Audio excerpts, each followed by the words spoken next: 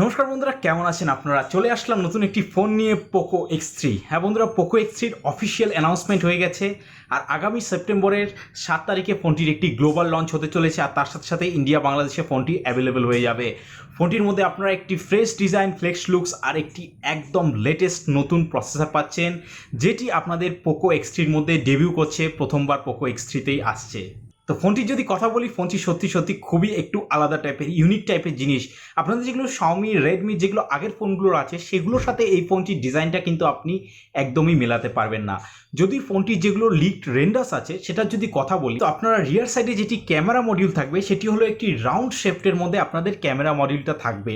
কেউ বলছে camera মডিউলটা round শেপটের মধ্যে একটি হরাইজন্টাল ক্যামেরা মডিউল থাকবে, আর কেউ বলছে ক্রিস ক্রস ক্যামেরা মডিউল থাকবে, যেখানে আপনাদের 4খানা রিয়ার ক্যামেরাস থাকবে, তার সাথে সাথে একটি ফ্ল্যাশ ইনক্লুডেড আছে। রিয়ার ক্যামেরাসগুলোর কথা বললে বলা হচ্ছে যে প্রাইমারি ক্যামেরাটা 64 মেগাপিক্সেলের হবে, সেটি কনফার্মড, কিন্তু বাকি ক্যামেরাসগুলোর স্পেসিফিকেশনস এখনও জানা যায়নি। ফোনটির যদি রিয়ার সাইডের ডিজাইনটার কথা বলি, তো দেখে আপনাদের অন্য ফোনগুলো হচ্ছে কেন আলাদা মনে হবে সেটি বলে দিচ্ছি। ফোনটির মধ্যে আপনাদের একটি গ্রেডিয়েন্ট প্যানেল পাচ্ছেন, কিন্তু আপনাদের মিডিলে একটি স্ট্রিপ দেওয়া আছে। স্ট্রিপটা হলো একটু মোটা রাখা হয়েছে, আর যেটির মধ্যে একটু আলাদা টেক্সচার, যেটি আপনাদের একটু স্ল্যান্টেড টেক্সচারের মধ্যে একটু ফোনটার যাতে গ্রিপটা ভালো হয় সেটি টেক্সচারটা একটু আলাদা দেওয়া হয়েছে, প্লেন রাখা হয়নি। আর আপনাদের হরাইজন্টালি সেটার মধ্যে পোকো লেখা আছে। তো বেসিক্যালি এটা হলো আপনাদের রিয়ার সাইডের ডিজাইন। যদি কথা বলি ফ্রন্ট সাইডের, তো ফ্রন্ট সাইডের মধ্যে আপনারা একটি হোল পাঞ্চ ডিসপ্লে পেয়ে যাচ্ছেন। আপনাদের সেলফি ক্যামেরাটা থাকছে সিঙ্গেল সেলফি ক্যাম।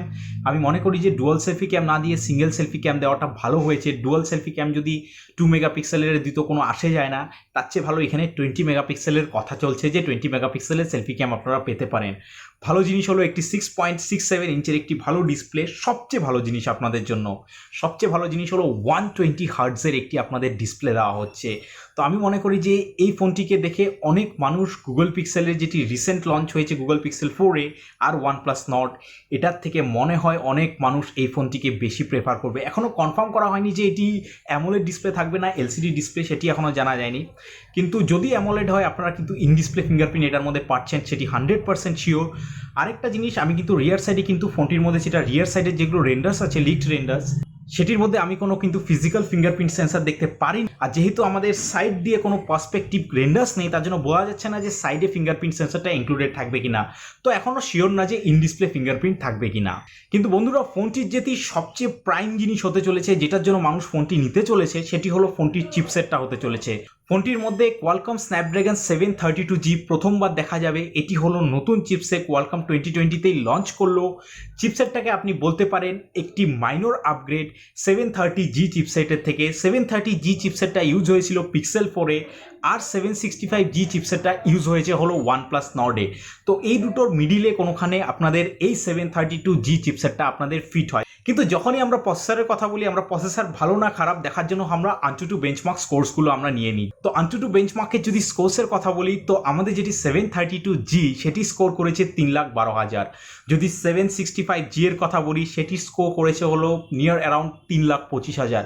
তো আমি মনে করি যে ডিফারেন্সটা কিন্তু বেশি না। যদি কেউ OnePlus Nord-এর চেয়ে যদি আপনি এই ফোনটা নিতে চাচ্ছেন, আর আপনি ভাবছেন যে প্রসেসরটার জন্য আপনি এটা নেবেন না, আর অনেক ইউটিউবার্সরা এটাও বলবে যে প্রসেসরটা খুবই ডাউনগ্রেডেড 765G-র চেয়ে, আমি বলবো যে না, আপনি ক্লিয়ারলি নিতে পারেন। আপনি পাবজি খেলুন, আপনি ফোর্টনাইট খেলুন, আপনাদের কোনো প্রবলেম হবে না। খুবই ভালো একটি প্রসেসর। এটির মধ্যে আপনাদের ক্রাইও 478টা প্রাইম সিপিইউ থাকছে, যেটিকে ম্যাক্সড আপনাদের স্পিড আপ করা যাবে 2.3 GHz পর্যন্ত। তো বেসিক্যালি বলতে গেলে যদি আমি AnTuTu বেঞ্চমার্ক নিয়ে কথা বলি, তো সেটি একটা জিনিস দেখায়। কিন্তু এখন আপনাদের যেটি আমি দেখাতে যাব সেটি হলো গিগবেঞ্চ স্কোর। তো আমাদের যেটি পোকো X3 সেটি কিন্তু গিগবেঞ্চও লিক হয়েছে, আর সেখান থেকেও আমরা কিছু ভালো বেস্ট স্পেক্স জানতে পেরেছি। যেরকম কি এটির মধ্যে 6GB র্যাম থাকতে চলেছে, আপনাদের মনে হয় 128GB ইন্টারনাল স্টোরেজ থাকতে চলবে, সেটি এখনও জানা যায়নি এক্সপান্ডেবল কি না। তার সাথে সাথে এটি অ্যান্ড্রয়েড 10-এ লঞ্চ হবে, আর এটির মধ্যে NFC ফিচারটা থাকবে। NFC মানে নিয়ার ফিল্ড কমিউনিকেশন, যেটি আমি মনে করি এখন প্রত্যেকটা ফোনে থাকা দরকার।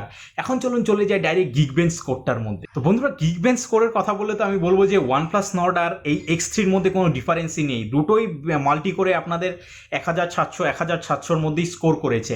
তো এখন আপনারা বলতে পারবেন যে গিগবেঞ্চ যেটি স্কোর আছে 732G আর 730G, এই দুটোর মধ্যে গিগবেঞ্চ স্কোরে অত বেশি হয়তো ডিফারেন্স নেই। আপনারা হয়তো এই জিনিসটা বলবেন, কিন্তু আমি আপনাদের এই জায়গায় একটা জিনিস বলতে চাই, গিগবেঞ্চ কোডটায় ডিফারেন্স তার জন্যই নেই কারণ গিগবেঞ্চটা কিন্তু জিপিইউটা ধরে না, গিগবেঞ্চ জাস্ট সিপিইউ এর মাপেই গিগবেঞ্চ কোডটা দেয়। তো বেসিক্যালি বলতে গেলে যদি জিপিইউটা ধরে তো বেশ আপগ্রেড আছে 732Gর মধ্যে, আপনাদের অ্যাড্রেনো 618 জিপিইউ এটার মধ্যে পাচ্ছে, আপনারা একটি ফাইন গেমিং এই ফোনটি দিয়ে করতে পারবেন, অ্যাটলিস্ট আমি এটা বিশ্বাস করি। তার সাথে সাথে আরেকটি গুড নিউজ আপনাদের সাথে আছে, আঙ্গুস স্কাই যে পোকো শাওমি যেটি প্রজেক্ট ম্যানেজমেন্ট তিনি বলে দিয়েছে যে ফোনটি আসতে চলেছে একটি ম্যাসিভ হিউমাঙ্গাস ব্যাটারির সাথে আর একটি ফাস্ট চার্জিংয়ের সাথে। তো বলে দিই আপনাদের স্পেসিফিকেশনসগুলো, 5160 মিলি অ্যাম্পিয়ার ব্যাটারি থাকতে চলেছে, তার সাথে সাথে থাকতে চলেছে 33 ওয়াটের ফাস্ট চার্জিং, যেটাকে আপনাদের ফোন বলতে পারেন যে 60 to 65 মিনিটসে 0 থেকে 100% ফুল চার্জ হয়ে যাবে। তো ব্যাটারির সাইড দিয়ে একটি ম্যাসিভ ব্যাটারি দেবে, আপনাদের ইউটিউবে ভিডিও দেখুন, মুভিজ দেখুন, গেম খেলুন, কোনো প্রবলেম নেই। কিন্তু একটা জিনিস আপনাদের বলবো, কানেক্টিভিটির সাইড দিয়ে কিন্তু আপনাদের OnePlus নটটা একটু ভালো মতন প্লেসড আছে, কারণ X55 মডেম যেটি আপনাদের 765Gতে পাওয়া যায় সেটি আমি বলবো একটি বেশি আপগ্রেডেড 732G এর থেকে। কিন্তু যদিও আমাদের এখন ইন্ডিয়া বাংলাদেশে 5G আসেনি, তো আমার মনে হয় যে সেই জিনিসটা একটি প্রাইম ফ্যাক্টর না। কিন্তু দেখুন বেসিক্যালি আমি বলবো যে প্রসেসর এসবের চেয়েও বেশি কোম্পানির রেপুটেশন, বিল্ড কোয়ালিটি এসব বেশি জিনিস ম্যাটার করে। যেরকম কি এই ফোনটি আসার পরেও অনেকে গুগল পিক্সেল 4a নেবে যেটির মধ্যে 730G থাকছে, চাইনিজ কোম্পানিকে অ্যাভয়েড করবে, কিন্তু সেটা টোটালি আপনাদের উপরে। এখন যদি আমাকে পার্সোনালি জিজ্ঞেস করুন তো আমি বলবো যে OnePlus নটের চেয়ে আপনাদের X3টার ওপরে যাওয়া ভালো। এটির মধ্যে আপনারা একটি ভালো ক্যামেরা পাচ্ছেন, সব কিছু আপনাদের মনে করি যে বেটার প্লেসড আছে, একটি লেটেস্ট প্রসেসর পাচ্ছেন।